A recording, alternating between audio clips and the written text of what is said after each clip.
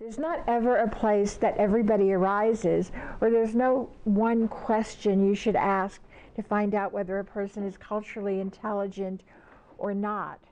So I may make some mistakes for you and your culture. I may make some mistakes today because I'm going in a direction around learning how to be more culturally intelligent for the sake of the kingdom.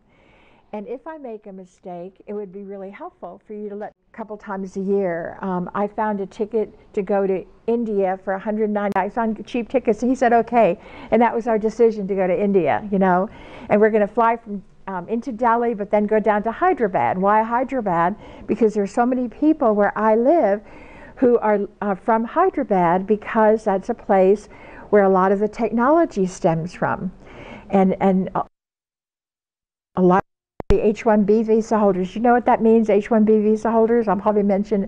So H-1B are the specialty work visas that are given to people who have high-level degrees in technology oftentimes. And India is number 1, China is number 2, and that's probably 75% of everybody comes from China or India. It was even more a few years ago. So I just listed, just for your information, the most spoken languages in the U.S. right now.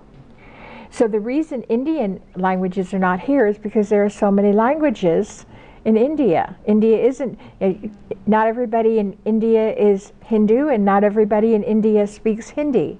So I mentioned during the major session that there are all these other Indian languages, and because it's a diverse country with many languages and many cultures, India is not going to come out as the number 1 language of the group. Chinese, the interesting thing is the U.S. Census does not yet differentiate between people who speak Cantonese and Mandarin and other Chinese languages. So that's not there, and if I could change one thing about the Census Bureau, I would ask them to make that differentiation because it's a big deal. You probably can't see that. Can you see that okay? You see that? So in Southern California, that table I talked about earlier, that B16001, I just listed a few kinds of things. So these are the counties that I've written in for now, and here are, that table has how many people speak only English, how many speak Spanish or English very, very well, and you can go on and get that in many, many languages. So that's helpful for you in the work that you do. That'd be great. Here's some more. Is that the same thing, or? No? You can see, for instance, in LA, about 30,000 people that are Hindi speaking. Gujarati is from the Gujarat state. Maybe you never heard of Gujarati before. So let me give you an idea of why it matters. I was in a close to Gateway in Fremont. There's an Indian shopping center, and I was driving home from there, and I thought, I'd like some Indian food. So I went to this Indian shopping center where they have Indian restaurants, and Indian stores, and Indian Bollywood movies, and all of that. And I saw this restaurant called Eden Silk Road. And because I like to eat out a lot, I know that Eden Silk Road is actually a Muslim Chinese restaurant. So it's Uyghur.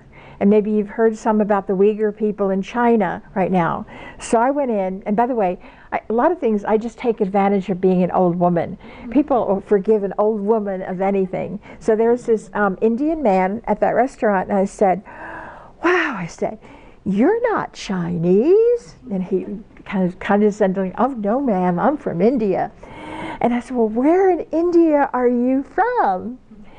And he said, oh, I'm from Andhra Pradesh. And I said, oh, are you Telugu? And he was so surprised that I ever even heard of a word called Telugu, which is a language that they speak, that he said, yes ma'am, and he began to talk to me about himself, and he gave me his business card. He was the manager of this Muslim Chinese restaurant. He gave me his business card, and he said, if you go to any of our Eden Silk Road restaurants, you give them my card and they'll give you something free. Well, I didn't really care about the something free, but what I cared about is that gave me a connection to every single Muslim Chinese restaurant in that chain. Wow. So just knowing a little bit really helps, and just knowing that such a thing as these languages exist is really nice. So this is LA County, and it goes into some more languages. What do you see there that is really interesting to you? English and Spanish are almost English and Spanish. English only. Very interesting, yeah. What else do you see?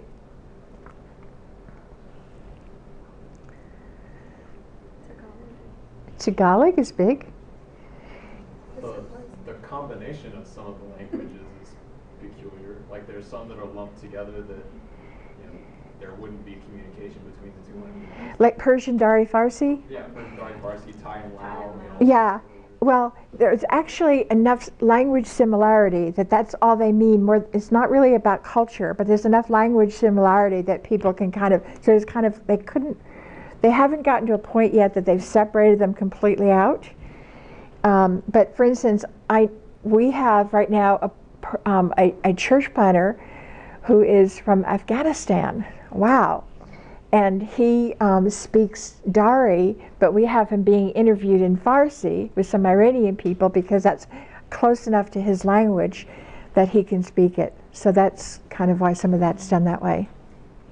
Yeah? I have a question about the languages. Do you believe that the community comes more together based on race or language? I think it's, and if yeah. you were to start church, would you really, I'm curious about that, like if they're all Indians but they have different tribal language, yeah. how do you identify Yeah. the connection? Yeah.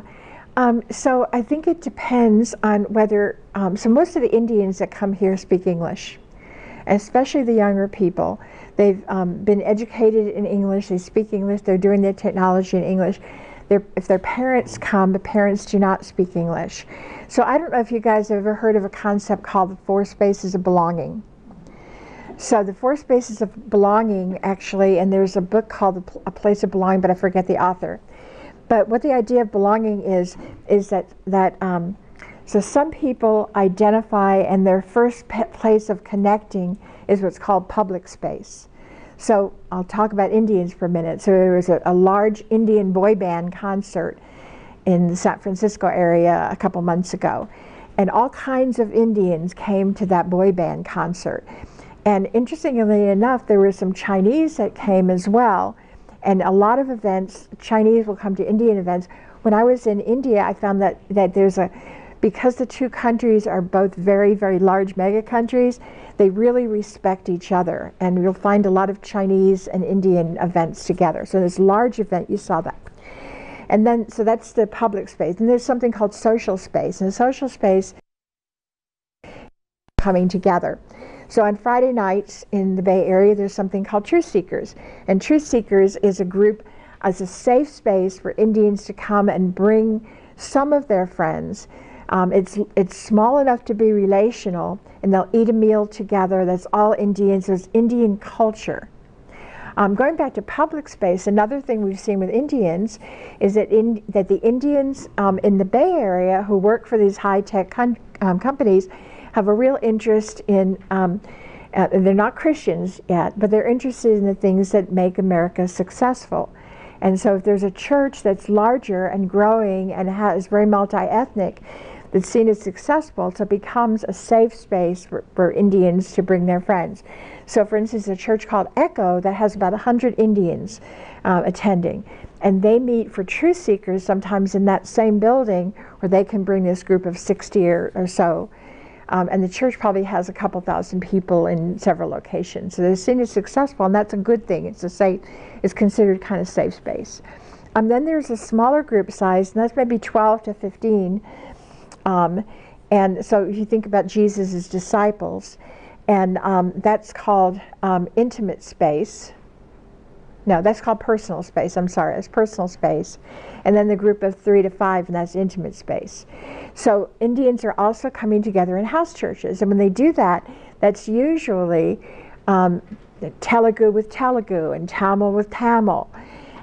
Indians are still marrying. There's still a lot of arranged marriages. Most Indians have arranged marriages, and there's something called a matrimonial page, and you can get them online. And matrimonial is high class, Tamil, engineer, educated, blah blah, is looking to marry the same when they're when they're looking for marriage partners. So there's a smaller space that they really are going to relate to in a very small culture, and then there's the much smaller 2 or 3. And one of the ways I've seen that happen is recently not as many spouses.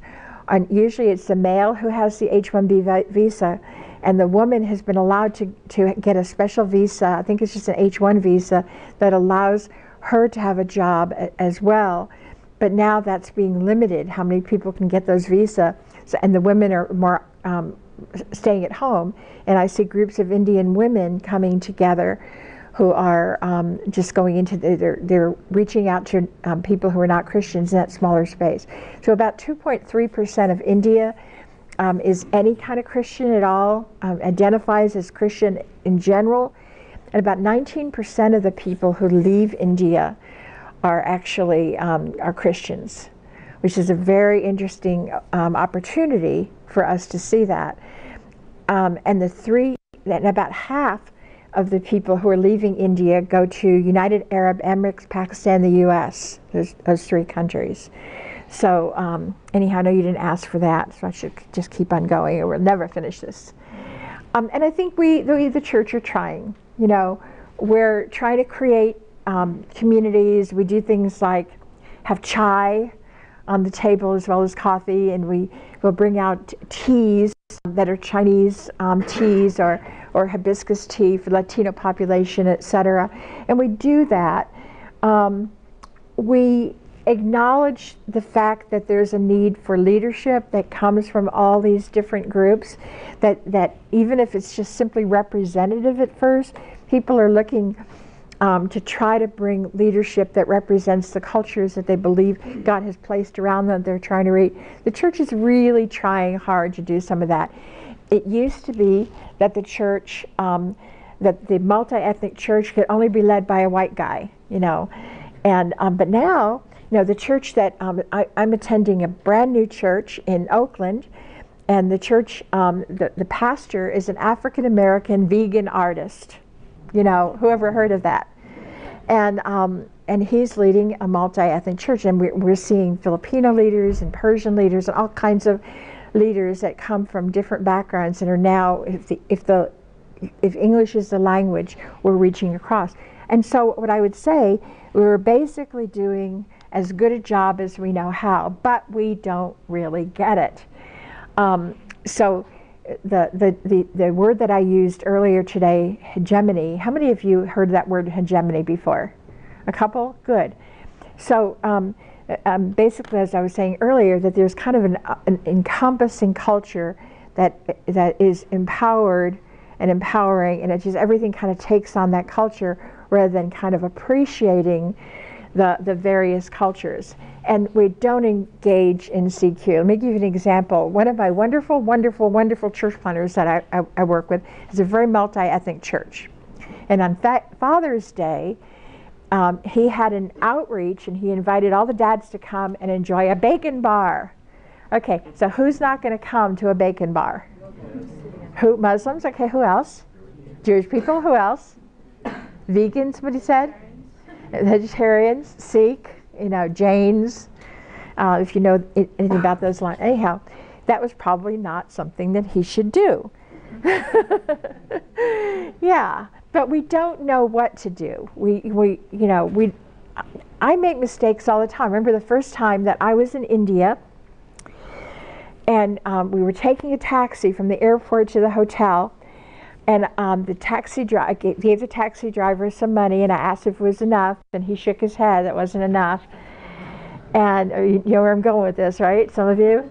And then so I gave him some more money, and I said, "Is that enough?" And he shook his head again. Finally, about the 4th time, I figured out that shaking the head means yes in India. It doesn't mean no. By that time, I had emptied my purse and given this man a lot of money. We make mistakes. Yes, we do. But how can we get better at it? Okay.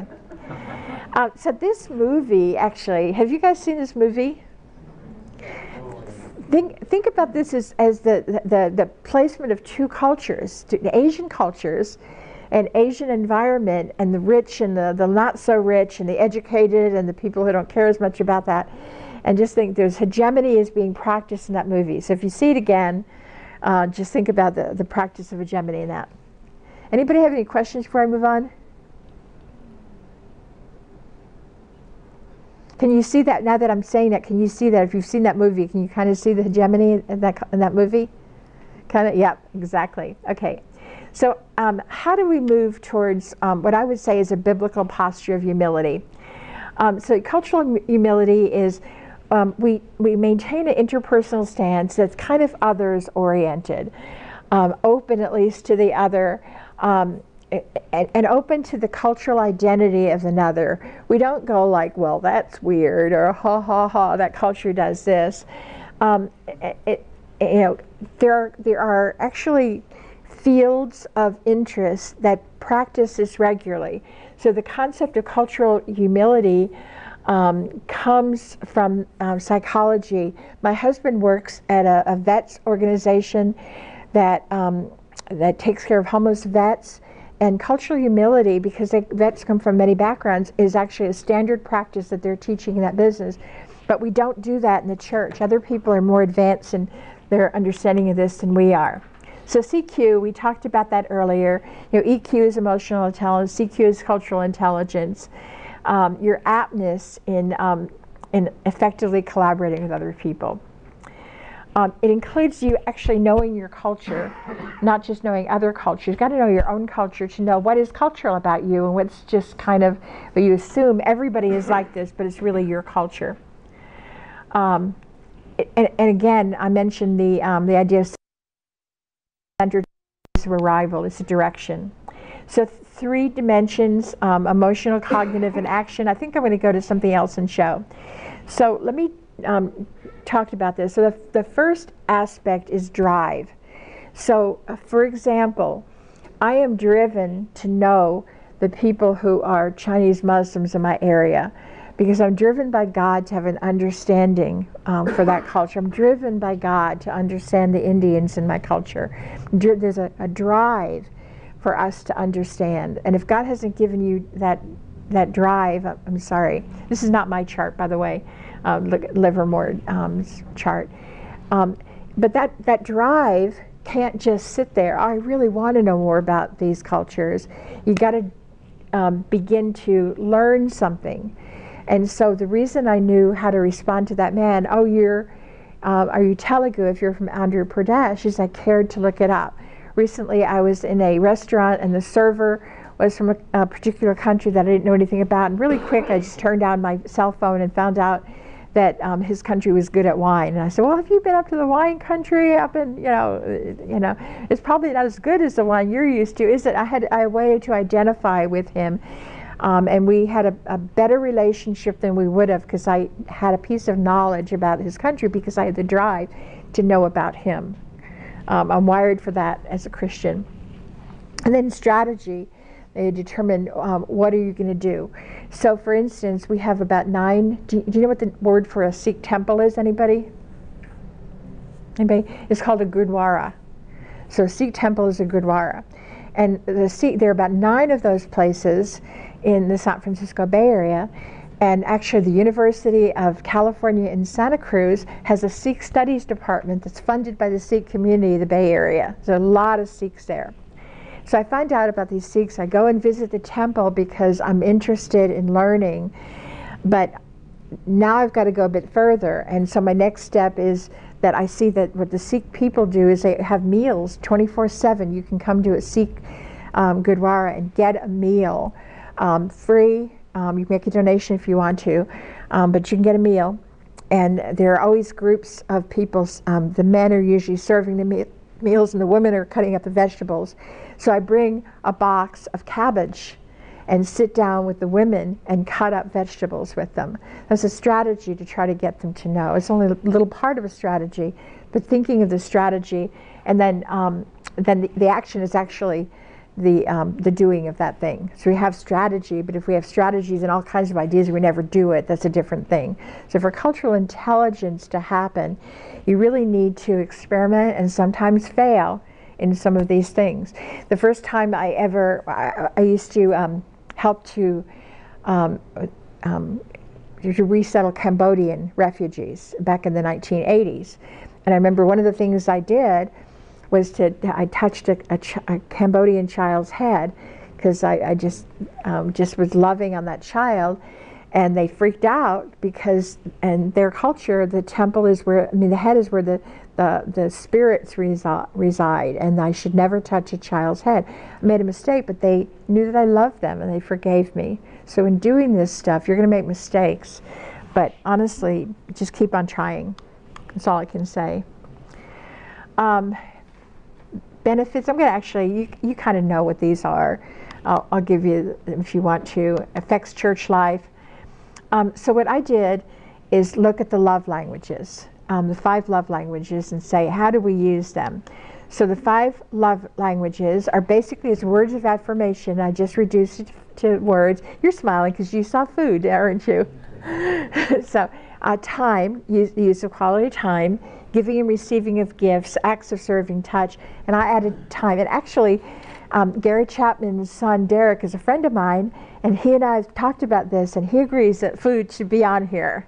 It's not the same as service or time. It's a different kind of a thing. And part of all this is just Jesus said to love you. I give you a new commandment, that you love one another. How do we give and receive love across cultures becomes the big question. I probably would have, to that truth and grace answer, I probably would have added something about love. That love actually covers all of that, and even when you're imperfect and you're giving of truth and grace, that the giving of love helps you to balance that out. So words across culture, have you guys heard of the concept of hot versus cold cultures? You've heard it's pretty common. Anybody need an explanation on that? So a hot culture, so when I moved from San Diego to San Francisco, I left a culture that was overlaid with Latino culture, because San Diego's near the border, Mexico border, and I went to a culture that was more Chinese culture. And the Chinese culture is a colder culture where things is more factual, more matter of fact, there's less outward display of affection. Doesn't mean there's less love, but the way it's actually communicated is a little bit different. So, okay. What words is it okay to use and not okay to use? So there are these overladen words. So if you say, I remember when I was young, they used to use the word gyp, and gyp meant to cheat somebody. And I didn't realize that gyp came from the word gypsy. It's not okay to use. Or why is a small lie a white lie? Why is there a white lie? Is a white lie okay? And why is it bad to be blacklisted? So certain words that you want to learn to not use and just erase them from your vocabulary. Who speaks first in the conversation? What does that have to do with age or authority? And then the nonverbals. So if I'm doing an assessment of a church planner, my illustrations are all church planning, I'm sorry. But if I'm doing an assessment of a church planner, and I'm working with a Korean church planner, is first generation, and the Korean church planner isn't looking me in the eyes, I'm going to assume what? That's the culture, and not the fact that he's shifty or something because he won't look at me in the eyes. When is it okay for the conversation to get around to business? Sometimes never on a first meeting. Sometimes in my general birth culture, if you're there at a business meeting, you get to that pretty fast. A few formalities, how's your family, what's going on, and blah, blah, blah, blah. But then you get around to business. There are some cultures you don't do that on. Anybody ever play, like in Delta Airlines, they have these cultural quizzes. Anybody ever play them on the plane? Like, I have a goal to become perfect in the Delta Airlines culture quizzes. And that's one question is on there, and I know. Whether confrontation is direct or indirect. I had to learn when I was working with the Cambodians really quickly that the way I was going to be told something was that somebody was going to tell somebody who was going to tell me, rather than being directly confronted by somebody that I was working with. Different cultures do that differently. And what I can do two things. One is not assume and evaluate without any cultural attention to that. And the other thing that I can do is sometimes that's actually something, cultures can confront the truth of Christianity, and sometimes when the culture is not doing something that I believe Jesus is saying doing, we need to have a conversation about that. Jesus confronted culture sometimes too, right?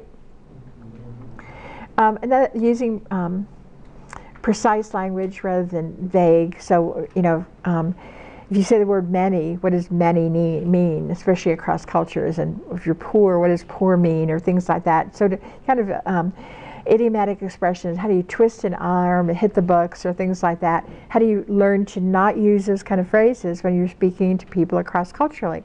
If you're a pastor of a church and you're either pastoring or hope to pastor a church that involves a lot of cultures, how do you not do that? How do you use words and stories as you do your message illustrations? Do you ever choose stories that are from the history and culture? Do you choose an artist that is famous among Indians? How do you do that? Are you willing to do that kind of thing? And then also be careful in using humor. Like people who have kind of a Confucian background, they're Chinese, humor is not considered a good thing to use when you don't know anybody. You just don't do that. Does anybody experience that before? Chinese culture? I read this, I didn't experience it, so I might be wrong. But watch out for humor. High context and low context. Edward Hall has written some really good stuff. Nonverbal. I'm not going to go into that because we need to keep on moving. I think I'll leave these. Anybody wants me to email these slides, I can do it. This is basically some cultures that are low context, and see kind of where we are here. My father's Scandinavian culture is here. In my family, I don't remember my parents ever telling me they were proud of me until I graduated with my doctorate degree. And they didn't say I love you. And I found ways to know that because their culture was a little bit different, and I was part of that culture. They didn't have to say that for me to know they were proud of me. And look at some of the other cultures here. Okay. Also how you communicate non-verbally, the gestures, space, posture, paralanguage, which can be how you raise your voice or things like that, is the accent. Anyhow, you guys see it. Any questions about words, using words across cultures? Makes sense, doesn't it? So you mentioned making mistakes a lot. Yeah. And obviously, we all like to minimize that. Yeah. Is it, how permissible is it to ask, would this be okay? Or, Yeah. because you don't want to do that at every turn, right. which would frustrate you. Yeah, I would say two things. One is, the internet is so available. If you're interacting with a culture a lot, especially, just look things up online and find out. Just find out ahead of time and look for things that, look for words, look for gifts, whatever, look for that online. And another is, as you develop close relationships, have some kind of informant, special friend that doesn't mind telling you. So it's hard to ask everybody, but if you've got a special friend, like with the Cambodians, I had a special friend named Svai Tevi. And Svai Tevi trusted me enough that when I moved from seminary in Fort Worth, where I was planning that one church, and I moved to Texas, she sent her teenage daughter, to live with me. But there were things that I had to do. So I had to sleep on the floor with the family one night before I could take her daughter away. And there were things like, she told me, don't let her date. If you let her date, I will know right away. I'll know by the next day. Somebody will tell me. The Cambodians there in California will tell me in Texas, and that's how close their community was. So she was my informant, and we got to do a lot of things together, even though her English was not good and my Cambodian was very minimal. Any other questions you guys have about the word part? I would say words, I think of language, and gestures are part of that. So I mentioned already in India the no and the yes. Thumbs up sign. Yeah, it means something else. And then pointing. Another thing is pointing your feet. Some cultures do not want you, if you're sitting on the floor, which is very common in a lot of cultures, you don't want to point your toes outward to a lot of different cultures. So it seems harmless, but it's not. So even when they know that you're an American, it still makes them uncomfortable. And it may not, in a kind of a cognitive level, people know and they forgive you, but they're less comfortable than they would be if you kind of knew these kinds of things. These are kind of how to use words to bless a people. Like on mission trip, if you go on a mission trip with your church, how are you going to use words to bless a culture? What can you say? Like years ago, Oakland was kind of thought of as kind of San Francisco people thought of Oakland as a kind of negative words. It was poor, it was rough, et cetera, et cetera. And I began using words about Oakland every time I was there to bless that culture, and eventually the people that I was hanging out began to use the same words as I was using to bless Oakland. Oakland loves itself, by the way. It's very Oakland-centric. So there are a lot of ways that you can bless. So time. So I actually think that our culture has less than a biblical understanding of time. So the reason the Good Samaritan, so you know what white space is in art, kind of creating white space. So you've got a kind of a main thought, and there's a lot of blank space around it. And I feel like the Good Samaritan created white space in his life, and he had extra time that he could give away in a time of need, and he had extra money that he could give to somebody that had that need. So I think that especially with time, we don't create enough white space in our time to be able to give our time, especially to cultures that need more of it and don't understand our kind of rapid sense, like somebody who is late to a meeting. You can't go, oh, they're always late. Or how about that time thing you do in your church? So if you got a multi-ethnic church and you have that clock that kind of goes off at a certain time and it's exactly precisely you're going to do everything like that, that might work for some cultures. Silicon Valley kind of culture likes that, but it's also kind of a standoff for people whose cultures don't appreciate that at all. So how do we kind of create times? God gave us Sabbath rest. We're not good at it. I'm not good at it. Are you guys good at it? I'm trying to get better. Patience is one of the gifts of the Holy Spirit. We're not often good at that, but there are cultures who have a more fluid sense of time that are much better at that than we are. Some cultures have a preference toward past, present, or future tense. In the U.S., we have a future tense preference, and partly because we're a young culture, a young country. But cultures that are old live better in a combination of those three things. I loved being in London a year or so ago. I'd never been to London before, but one of the things I like best is that London seems to operate well in all three tenses. Jesus wants that. So we think about the Lord's Prayer as a model prayer, and one of the ways it's a model prayer is that Jesus demonstrates all three tenses. So give us this day, present tense, our daily bread. Forgive us past tense, our trespasses, and his kingdom future tense come, and his will be done on earth as it is in heaven. So all three tenses are represented. Different cultures do better with different tenses. I'm going to go over the sequential. Look up when you get a chance, sequential versus synchronic cultures. I want to make sure we have it. better. So some cultures use time more fluidly, some cultures need more relational time, and worship services are supposed to take longer than an hour sharp in some cultures. Now, how many of you have a church that lasts exactly 1 hour? Raise your hands. That might reflect the the ethnicity of this room too. That's very interesting. I know a bunch of churches where the pastor actually, there's a timing thing that he can look at, and his message takes exactly this time, and the singing takes it, and they practice it, so they have it just exactly perfect. Another way of looking at time is how you schedule a year. Now, Westerners live on a semester system, and we do it when we're children, we do it when we raise children.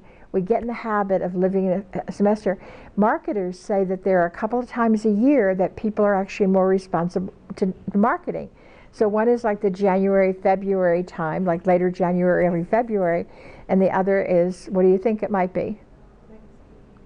Thanksgiving of the fall, actually, just maybe the end of September, early October. People get in the groove and they're on the schedule. But different cultures do time differently. So we live on that system.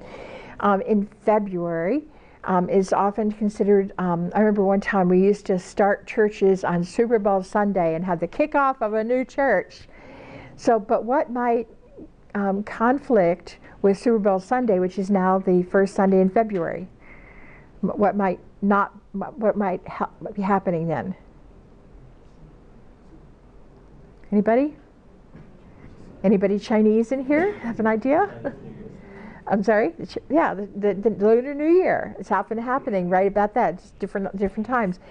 Right now, we are in Diwali time, if you're Indian. So different times of year for different cultures, and different cultures have a different way of thinking about what new beginnings are. So there are times of year that every culture thinks about for a new beginning. So in your church advertising, think about the cultures that God is calling you to reach and how you might take advantage of people that are looking for new beginnings. I keep on thinking it's going to be on my keyboard.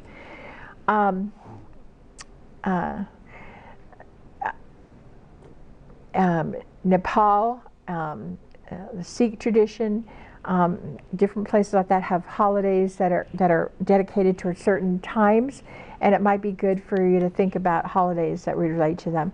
Another thing is good to know how to greet people.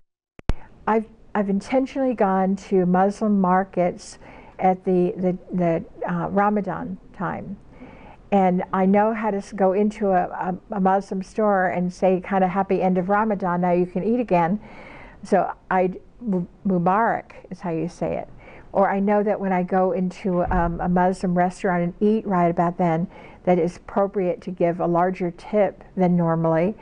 That my gratuity, I would write on I would write Kareem Mubarak, which just says a generous kind of sense of the end of the year.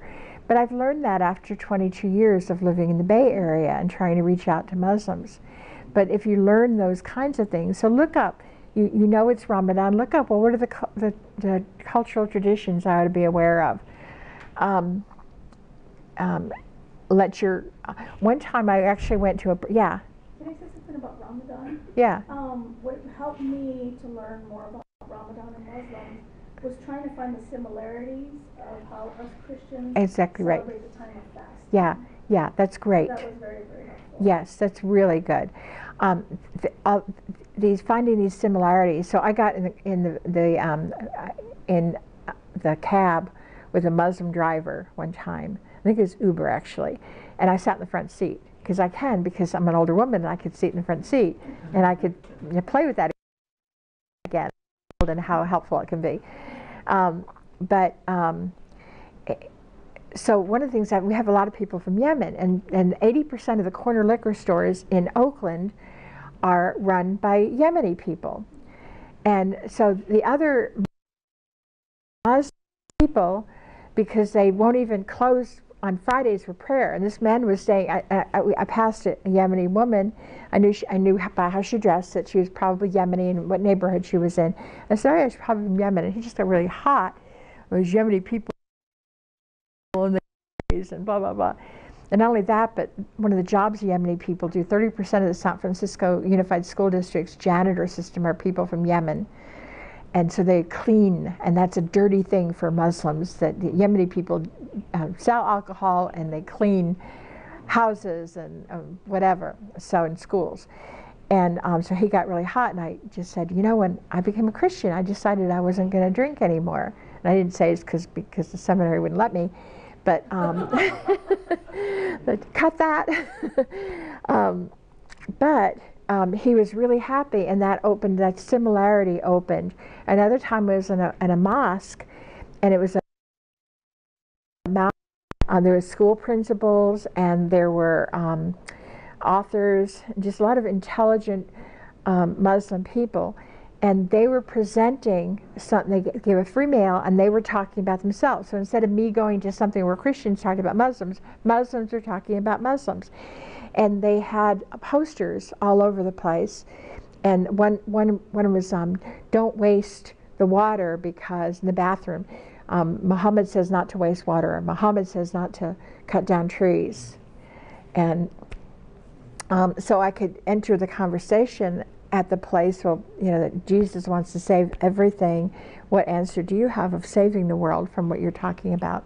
Anyhow, it was longer than that, but it was really a helpful conversation. So learn how to speak to people in their language and their interests, and the holidays is a good thing. Purim, a Jewish holiday, yeah, that works too. Worked for an Iranian Muslim friend that were over at my house. I went to a Jewish Purim celebration after finding out that I'm 1/4 Jewish last year, and an Iranian Muslim wanted to tell me all about Purim. That was helpful. So think about the different holidays. Scheduling outreach events yet. So here's just some general, you know, be open to the holidays so that your church schedule listens. If you've got a multi-ethnic church, how can your church listen to the holidays of the people that you're trying to reach?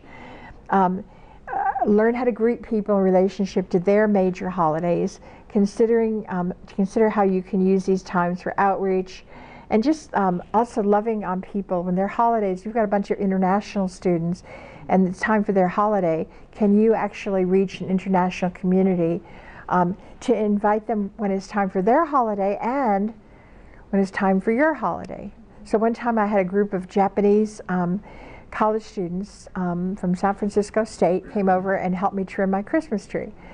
Well, the top wasn't decorated because they were all fairly short, but otherwise it gave me a chance to talk about the meaning of the different Christmas decorations that I had. So doing that kind of thing. Giving and receiving gifts. So think about gift giving in Scripture.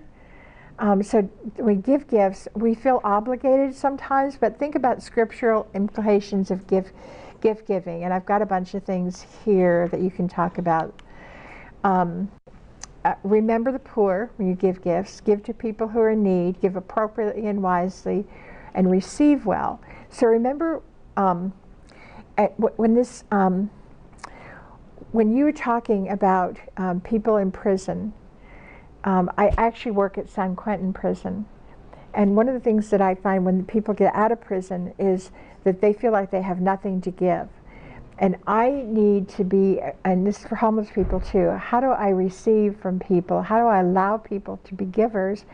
So we always think, you know, if we are always givers and somebody else is receivers, we place ourselves above them. And Jesus sent out the 70 to share the gospel, and he said, when people want to listen to you, don't take anything extra with you. You're going to receive hospitality from the people that you minister to. And we don't know how to do that. We only know how to be givers. But if we will humble ourselves to be receivers and allow other people to be givers, even if they have less to give than we do, everyone has something to give and everyone has something to receive. How can we do that?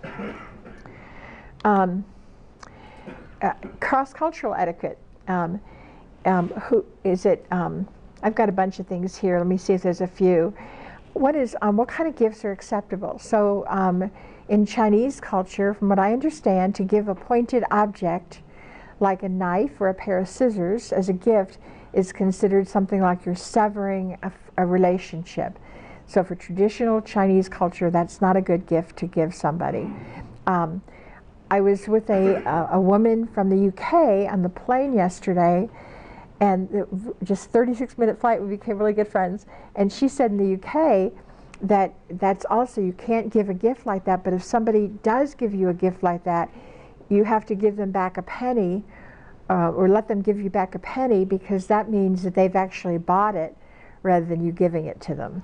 And I had never heard that before. Is it appropriate to reciprocate gifts or not? What's the protocol of giving and receiving? To resist. If somebody tries to give you something, you're supposed to resist a little, but then you offer again, and you can kind of go through that about 2 or 3 times, even with food. How you handle gifts. Like I'm left-handed, and when we were in India, I had to learn not to use my left hand, because you know, in countries that don't have TP, that's what the left hand is, you know, is supposed to be given. It becomes a long culture. In Chinese culture, you have to learn oftentimes in first generation Chinese culture to give things with 2 hands, a give and take with 2 hands, even like money. The first time I went to a Chinese bakery in San Francisco, I sat down and I watched what people were doing for a while before I ordered anything, and then I was able to do it right. So watching and listening. Could be just for these things, just be aware there are gift traditions. So you don't have to know all these things, but just say, I wonder in this culture what gift giving looks like, and just don't assume that you know what you're doing. Don't assume you know what time looks like. Don't make any assumptions in these love languages.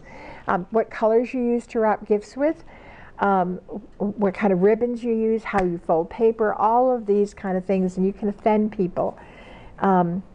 Avoid things like black and white in some cultures. So anyhow, and again, don't worry about remembering these.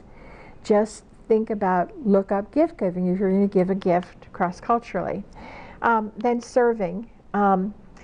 We need to learn how to serve and be served. Again, ask questions. People don't always need the things we think they need.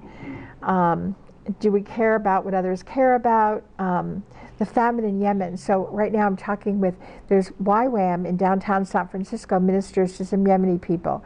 Now what we need to do is invite them to help us get churches together to give towards the famine in Yemen, because that's really important to Yemeni people. We've heard them on that. Are we giving and serving because of political correctness or because we care? Who can serve and not serve others? I remember my India stories are coming back, because we're getting ready to go there in February. My India stories are coming alive to me. But so we had at the train station, we had an Indian man that asked my husband if he could polish his shoes. So my husband was wearing tennis shoes. So my husband said, no, you can polish his shoes. And he asked him to polish the person who was carrying the bags to polish his shoes. And then my husband actually got down on the ground with them. And it was really interesting, because within a few minutes there was a crowd of probably 50 people who were gathered watching this, because it was so interesting across cultures for my husband to be in the ground. And and I think it was okay for him in that situation, for him to actually break cultural barriers, because he was doing it in a way that Jesus might have done it. Okay, so who can serve? Who are the servant leaders within a culture, because they exist not just among Christians.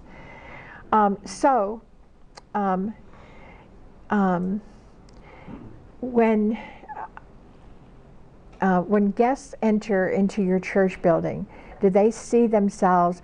When I go into a church building and there are no women doing anything, I feel like that's a church where I'm not going to be able to do anything as a leader. And God's given me some leadership gifts. And I wonder what it's like for other women to come in and not see any woman doing anything at all. Maybe serving coffee at the coffee table or something like that. But if you come in and you're a person of color, and you come into a congregation and there's not leadership, now it doesn't have to be your culture, but it has to be cultures that are marginalized cultures, or cultures that are like if you've got a white pastor, but you have other leaders that are visible whose names are there on, on the screen or whatever, or giving announcements or whatever, they don't have to be a spiritual job. Just anything you want to see represented. So serving and leading and that kind of combination in your church. You want to see that. Does anybody part of a church that practices that pretty well? It's a multi-ethnic church. You are? Good. Like what kind of things do you see there? I think we do a fairly good job with trying to get multiple faces within our main worship service. We have about usually 10 to 15